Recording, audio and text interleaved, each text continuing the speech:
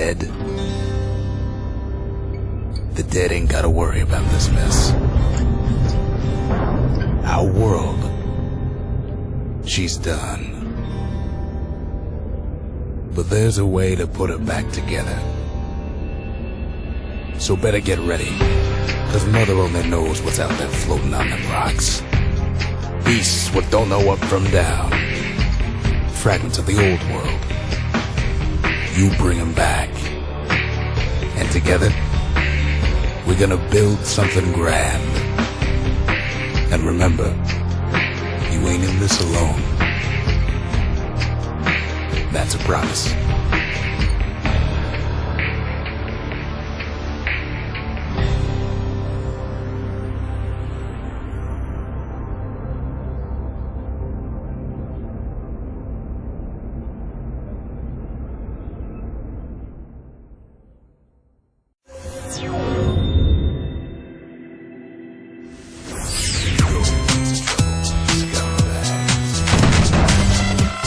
Bastion is our original action RPG that we're putting out this summer. Made by it's our debut game. It's made by a group of like 7 people, so we're pretty small. In this game, it's set in this kind of lush, hand-painted world, and it's all fully narrated. As you work your way through this world, the narrator is kind of deepening your interactions and revealing aspects of the backstory and allowing the game to like deliver story at the rate at which you play. So we never interrupt the play experience for the sake of the story. And just like that, the Bastion comes alive.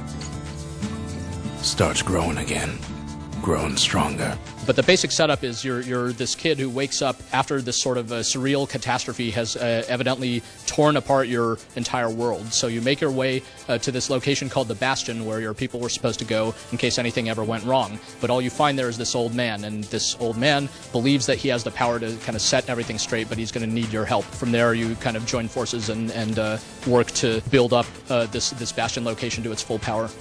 He sees what's left of the ripped walls.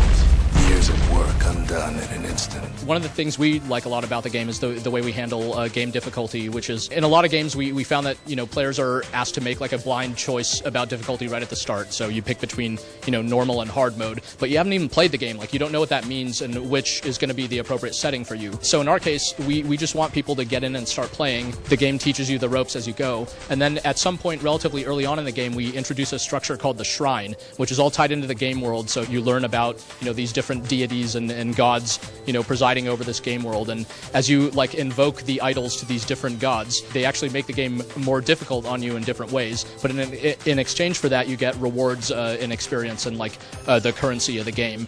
So it's like a self-managed difficulty that's introduced at a point where whether the game is just right or maybe a little too easy for you or whatever, and you can tune it yourself. Ground forms up under his feet as it pointing away. You don't stop to wonder why. Bastion is a single-player only game. We did prototype cooperative play like during development, and we didn't like what it was doing to the game. Like it was, on the surface it was fun to have 2 guys running around and beating stuff up, but we're going for this kind of personal journey and this particular experience. It's you and the narrator. You don't feel like you're alone in this game, even though it's a single-player game. And we found with 2 people running around, they'd kind of tune out an aspect of the game that we decided was pretty important. So we decided to focus in on the single-player only and never look back. Kid takes a chunk of alloy. Smell of barley and spoiled blueberries fills the air. As far as the RPG elements go, the choices are meant to be very deep and interesting, but at the same time, it's not like a loot drop game where you're like bombarded with tons of different equipment and kind of constantly throwing stuff out for the sake of new stuff. We instead wanted to get players feeling like really attached to their different weapons and particular style of play that they prefer. Our whole design is about presenting more and more meaningful choices as you go along. So in a lot of action RPGs, as you level up, you just get stronger and stronger, right? You like pump points into strength or something like that. In our game, as you level up, your choices, the choices available to you expand. So we're constantly introducing new weapons, but you keep all your weapons, and the weapons are all like viable throughout the entire duration of the game, and they're all upgradable. So you can like invest, deep down into the particular weapons that you most prefer. And we have the system called the distillery, where you drink these specially brewed beverages, which give you different abilities. And as you level up, it raises your drink limit, so you can hold more of these and basically begin to specialize your character that way.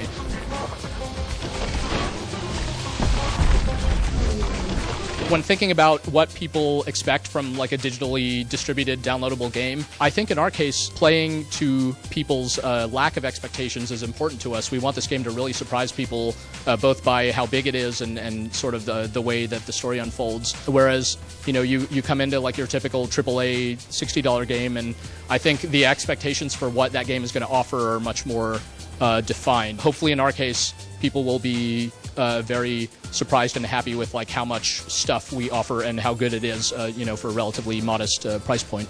He finds the core to the Wharf District. He steals the city's heart. Might as well. Bastion is coming to Xbox Live Arcade this summer and then to PC later this year.